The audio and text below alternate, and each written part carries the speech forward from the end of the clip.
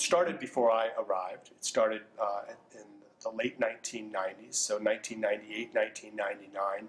Friends of Animals began to work on a petition to list, at the time, 13 species of wild birds that are available in the United States for pets in the pet industry, to list them under the Endangered Species Act. The petition was completed and filed in 2000. And so, close to 13 years ago now was when the first request to the United States Fish and Wildlife Service, which is an agency of the federal government in the Department of Interior, received the petition to list these species. I actually was the first employee of the Denver Environmental Law Clinic. It was founded by a guy named Mark Hughes, and he had started a small nonprofit called Earth Law, which got a contract to run an environmental law clinic at the University of Denver. And Mark hired me to start up running the clinic. And that was way back in like 1995. I bounced around a few times in the couple decades since. I worked for the National Wildlife Federation for a while. I came back to DU. At times, DU's clinic was associated with the Center for Biological Diversity and Earth Justice, and so I worked for both those organizations briefly, but really the whole time I was helping or running the DU Environmental Law Clinic till about 2007, and then Mike Harris took over. Well, we take about 12 to 15 students a year. And there are 2 faculty members, so we try to keep the supervisory level about 7 or 8 students per faculty member. Our caseload comes from basically our history in the environmental community. The clinic, predates me. It was originally actually started in 1994 and has a pretty strong reputation, particularly in the western United States. And so there's really no shortage of cases out there, particularly if you're going to do them for free. And obviously with students, it's a good bargain for any client. So we have connections throughout the West, and increasingly in the East as well. And Friends of Animals is a client that's been newer to the clinic over the last 5 or 6 years.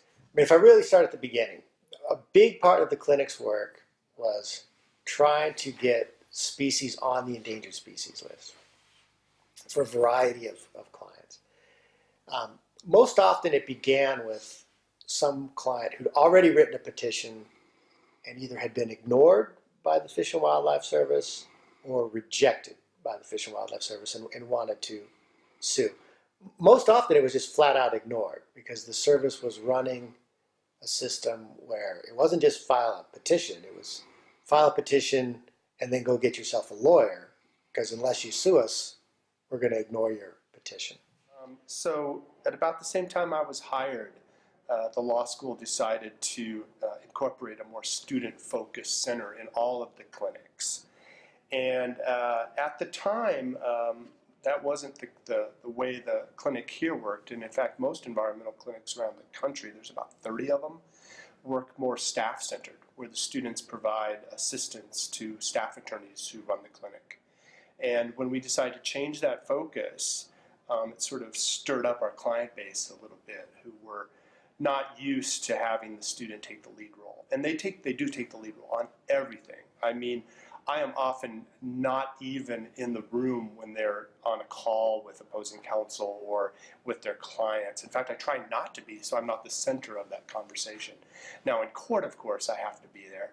But I take my hands and I place them under my seat so I don't jump up and, start causing a ruckus. But the students really need to learn to control that themselves.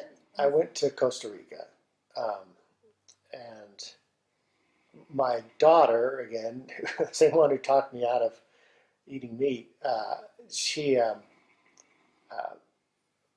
knew that I tried to protect endangered species, and when she was in Costa Rica, she wanted to see a scarlet macaw. She had a little bird list and was very desirous of seeing a scarlet macaw. And she read up about them, and she found that lots of them had been killed, particularly during the Nicaraguan Civil War, for human consumption. I think they were called rainbow chickens, and the numbers vary, but thousands were killed just to be eaten. And she also read about the captive pet trade. And we were finally able to see scarlet macaws in the wild. She was delighted. It was one of her favorite things on the whole trip, was finding scarlet macaws in the wild. We went to a rehabilitation center where they were trying to slowly, over generations, re-release scarlet macaws from captivity to the wild, so that the parents had been captured. Who knows? The parents were released from captivity, taken to the rehabilitation center, but can't be released directly to the wild because they're somewhat dependent on humans. But their kids can. And so over generations, they sort of, the scarlet macaws are leaving this little rehabilitation center and recolonizing the jungle. But again, she learned about the captive bird trade. And then, finally we went to a display at the zoo in San Jose, and it was just a wall made out of crushed bird cages, and very stridently saying, catching birds from the wild is causing extinction, and urging people not to participate in the captive bird trade. And all that sort of developed in my daughter a real passion to say, we need to do something to help macaws. And she said, well, this is your job. Why don't you do something to help the scarlet macaw? And so when I got back, the two things came together in my mind. There's all these macaw species and parrot species and cockatoo species, which international scientific organizations recognize are going extinct.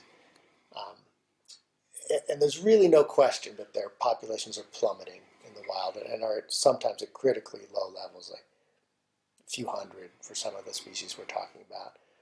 Or even the species of which there's still thousands, the trajectory is like that, and you can sort of anticipate where it's headed if we don't do something different. And it's habitat loss and the captive bird trade. The Fish and Wildlife Service, and again, this is still before my time, did not initially act on that petition, that is, respond to it one way or the other. Under the Endangered Species Act, they had technically 90 days to provide an initial preliminary decision on whether the petition warranted further review. I think Friends of Animals waited well beyond 90 days, more like almost 2 years, before the clinic decided that they took on their representation and filed the first lawsuit against Fish and Wildlife Service for their failure to even respond. That was resolved in 2003, and the Fish and Wildlife Service committed to respond to the petition. They still took nearly 2 years after that, and finally issued their decisions in 2005. What I asked my students to do in the clinic was go to the IUCN and find the parrots that the IUCN has identified as critically endangered or endangered, or that have been listed on CITES, the convention, as threatened by trade, and that the United States government has ignored. And let's file a comprehensive petition addressing what we call the caged bird trade, to try to get the United States government to add these species to the endangered species list. And so that's where the petition started from, was basically a series of complaints registered by my daughter about why we weren't doing anything to protect these macaws that she found so beautiful when she saw them. Well, initially their decision was that the petition did not warrant any further consideration. And so that led to a second lawsuit by the clinic in 2008, challenging their decision not to move forward on the bird petition. They agreed to go back and take a second look at it, and we established a time frame for them to do so. By now it was down to 12 species, a 13th had been resolved. and they agreed to do 4, I believe, every 4 months, wrapping up basically throughout 2009 and into 2010. And so they followed that schedule, and every 4 months we would get an email that they were going to release the findings on another 4 of the species. And it's been completed, although there's still 1 bird that is being reconsidered right now. Once you have started working with a client, you might have an idea that will help your client. So oftentimes it's a phone call or an email, hey, can you help me with this? But after you've developed that initial relationship, you'd say, look, I know this client is concerned about animal rights. I see an issue where there's something we could do legally. I'm going to call them up and see if they're interested. So it becomes often a two-way street. So far, we've been batting 75%. So of the 12, 8 have been listed as either endangered or threatened. And the 2 that are most significant are the scarlet macaw and the African gray. The clinic is open to anyone who walks in the door, though. I used to tease, industry folks because they would always complain and it's easy to get them to shut up about the complaint that, well, why is this university running something that's helping environmental groups sue us and cost us money? I said, well, fine. If you want to be represented in court by a bunch of law students, go ahead, call us up. But, they can buy K Street law firms. And so why would they accept free representation from a bunch of law firms when they can get the best that money can buy? So it's technically open to anybody with an environmental issue. The people who come to the door often are public interest types who don't have any other options. It's important. I mean, for groups like Friends of Animals, right, they have 2 priorities, and people often like to say that they're conflicting priorities, but they're not. One, of course, is to the current birds and species that are in captivity, and one is to make sure that those animals are taken care of. The other, of course, is the future generations, and to make sure they're never captive in the first place, or if they are, they're done so for different reasons. And so, Friends of Animals runs their own sanctuaries, particularly for primates. But at the same time, they would like to see primates not in captivity. That would be the ultimate. And I think that, that's why the bird petition, on one hand, the law will allow it. There's no doubt about it. It's just going to be in a different way than it is today. And then on the other hand, listing, as we were discussing, does provide educational opportunities for the general public, particularly for those who are buying them, not so much because, they have a history with birds, whether that's, in their family or simply as, a type of hobby that they've developed or some type of, we've always looked at birds over dogs for companions. They live longer. We don't have to worry about the deaths, that type of thing. This is Oscar. He's a mealy Amazon parrot. He's not one of the ones we were fighting over for endangered species listing. He's about 17, raised in captivity, at least according to his wristband here. He was a rescue from a woman who could no longer take care of him. And probably like a lot of captive birds, he doesn't know how to fly. He's tried a little bit. His landing skills are horrible. But that's just, it's very sad in a sense that we have a bird that can't fly. Not because there's anything physically wrong with him, but just because he never learned to. And it's unnatural in the sense that he can't do one of his primary behaviors. And he's actually relatively healthy. A lot of captive birds do even more poorly because of the stress of captivity. Friends of Animals is a openly animal rights vegan group that, I don't want to butcher their motto, but it's something about the rights for animals to live on their own terms. And so they recognize that for some species, captivity is their only option. or some members of species that captivity is their only option. But I think that they would object to the buying and selling of living creatures for pretty much any reason, unless somehow it was to benefit the individuals, you know. And again, it's a very coherent and sort of absolutist stance. That said, even though their ends may be, or their end point may be an absolutist position, they recognize that we may need to take a lot of little baby steps to get there, and that things that help, first of all, save species from extinction, but also have the potential to change the lives of individual animals are worth doing, even if you're not going to end the pet trade in one fell swoop. The Endangered Species Act has two processes for listing species. One is the citizen process. The other can be initiated by the Secretary of Interior.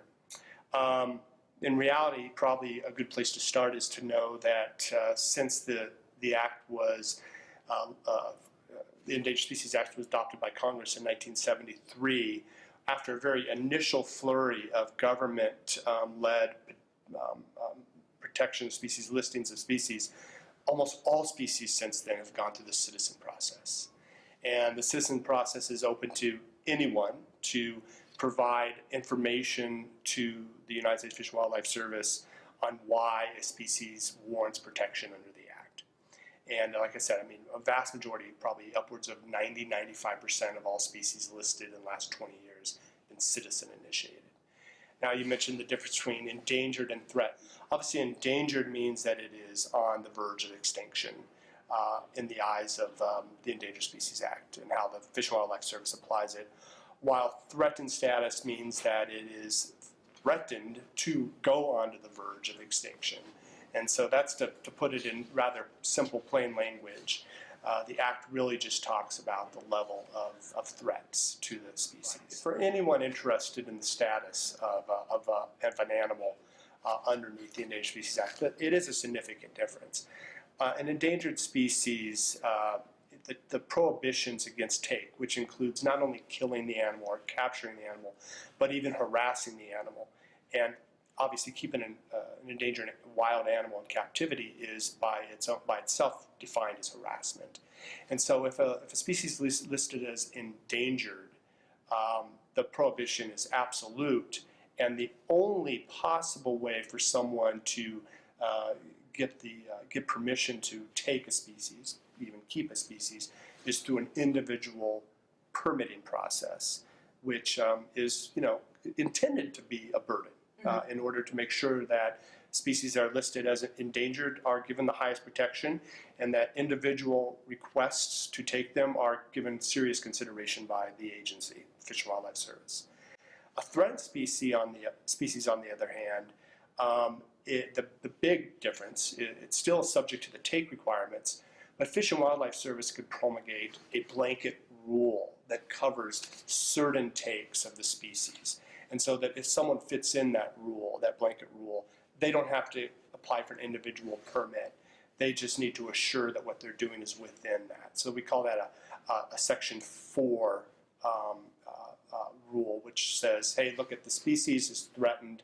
We want to make sure that it's not taken, but there are certain things that we will allow that would not be allowed if the species was endangered. Though in theory, legally, there's two ways to get on the endangered species list: the government acting of its own accord or citizen petition process. 99% of the stuff in the last 20 years has come through the citizen petition process. And that process is stepped. It's actually quite rigorous.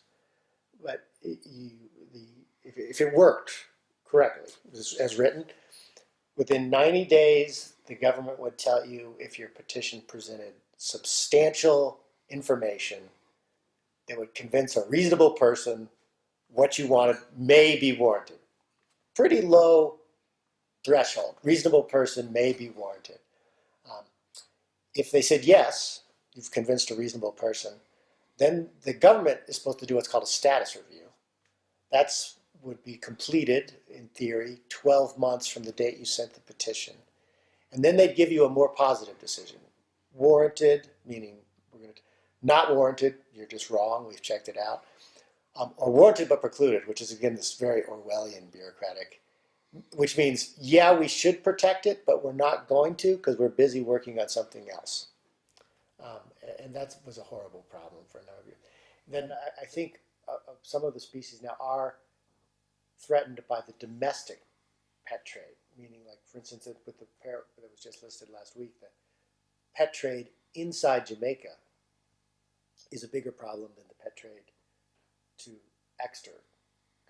outside Jamaica countries, though there was a shipment busted going to Europe. So I don't think the trade with the Western countries is gone. I don't think it is as bad as it was in the 80s and 90s, but maybe. But well, like we saw in Costa Rica, where they had built just a wall of crushed bird cages, and were trying to make the point that this is destroying the country's biodiversity.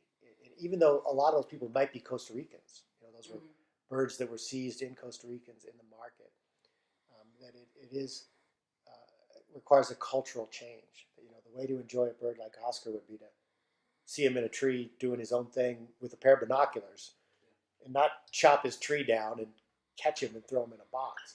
If various countries, like maybe beginning with the United States, start to say, look, we got to stop the cage bird trade, other countries will hopefully emulate that, or it will become uncool to your average suburban Brazilian family to buy, captive birds that are ripped out of the jungle and for sale in the market. And that it might be a slow process, but it's, I think, the only way to get there is to sort of get people to want to change their behavior. And then once the demand is gone, the trade will go away. The intent behind CITES was really to place a penalty on those that are engaged in actual taking and smuggling of the animals. So if you could look at the Endangered Species Act as trying to be a check against the demand for these species in the United States, CITES is intended to be a check on the supply. I think it's really important that the history of the Endangered Species Act is one in which Congress, when they first looked at protecting species and ecosystems in 1968, really said two things. One, this isn't a U.S. phenomenon, right? This is actually something that we should be worried about worldwide. One, because species, the ecosystem's interconnected, and we could see major changes in the world if we don't have protections that are global. And two, of course, that they did care about the trade imbalance. I mean, if we were the only ones protecting species and other countries were not, that could give an unfair advantage to U.S. competitors. And so in 1968, when Congress first adopted the preliminary Endangered Species Act framework, not the one we have now, that was in 1973, they did so directing the U.S. State Department to make sure that we had a global treaty intact first. And that's actually what led to CITES. When Congress first introduced the foreign listing to the ESA, it was as part, as I said earlier, to reinforce their commitment to CITES, but it was also because of the realization that legal markets of illegal products provide opportunities for what is essentially called laundering. We've heard of laundering in money, we've heard of laundering in drugs and artifacts and art. And laundering occurs when you are able to take something that is illegally possessed and find a way to make it legally possessed. If the species, like the scarlet macaw, is listed as endangered, then technically the owner would need to go and apply for a permit. Fish and Wildlife Service has indicated that when it comes to existing captive stock, that they're very willing to issue these permits. But it doesn't deprive, the person isn't isn't allowed not to pursue that permit now. So through the threatened provision, though, Fish and Wildlife Service has tried to, through these Section 4 rules, provide blanket allowances for birds currently being held as pets. So the distinction is real, and I think Fish and Wildlife Service is still trying to figure out how to handle the individual pet owners, the zoos, the conservation organizations. That's different. Those folks are expected to get the Section 10 permits. I mean, they do for most of their animals anyway that are, that are threatened and endangered. But the pet owners it's still not clear what the government's going to require. So Section 10 is the permitting process that I sort of alluded to earlier, that if you still want to keep a captive endangered animal, you need to get that individual permit under Section 10. Anyone, of course, could apply for it. Whether they can meet the requirements for it is another thing. And this is where the question lies on whether or not an individual pet owner would even qualify. The permits are intended to assure that the captive breeding's primary purpose, or keeping an animal in captivity's primary purpose, is to ensure survival and propagation of the species. It's not just intended for someone to say, I'm interested in keeping an animal. Now, as for what leads to a species being listed, there's no distinction on whether they're an exotic species, that is, they're found outside the U.S., or whether they're a species found in the 50 states. The criteria are the same. There are 5 criteria, but primarily what the Fish and Wildlife Service is directed to look at is the current status, of course. How much has the stock been depleted, or how much habitat has been lost. That's habitat loss is the #1 reason for species being placed on the Endangered Species Act list. Also, their utilization, whether the species has commercial value, and if so, are they being overutilized? And so the Fish and Wildlife Service and Congress, that was their primary purpose, was to not have the U.S. market the place where these animals are laundered. And so it provides, a real check on smuggling operations, particularly given that between Eastern Europe and the United States, a vast majority of wildlife products, birds, and every other, that's where their ultimate destination is. The Endangered Species Act is only focused on solving it here in the United States. It doesn't have any extraterritorial enforcement application. It's not the tool used to prosecute people who are taking the species in their home countries or smuggling them to Western Europe or Asia. It's about making the possession of those animals enforceable here in the United States. Now, CITES is intended to play somewhat of a role, and this is really important. So going back to the same, transporting of a bird or an antelope, if they're caught at the border or caught in transit, we have the international mechanism to prosecute them. But once they're here in the United States, that's what the Endangered Species Act kicks in. You could pick up any number of animal trade magazines and find numerous ads for wild-caught birds in the United States. And we're not talking about a species that you can breed like a dog or a cat. There are major limitations on them. And we're talking about millions of birds for sale in the United States. And so what I think you may see eventually is that those number of birds for sale dwindles dramatically, because only those that are truly captive bred and can obtain permits will be selling them. To be honest with you, I mean, I'm personally torn on this. Mm-hmm. As a lawyer side, I respect that the Endangered Species Act has provisions that will make responsible breeding possible, and certainly that is the state of the law, and that it is very possible that there will be a number of breeders who will obtain these Section 10 permits, and there will continue to be a supply, although probably a diminished supply of these animals. That'll probably raise the cost. That's going to be an issue. On the other hand, though, going back to they're not dogs and they're not cats, well, they're not just because dogs and cats can breed without a help, right? but that, these animals were intended to be free. In terms of what happens with the captive trade, I think that's a different ethical discussion. But we should at least get past point one.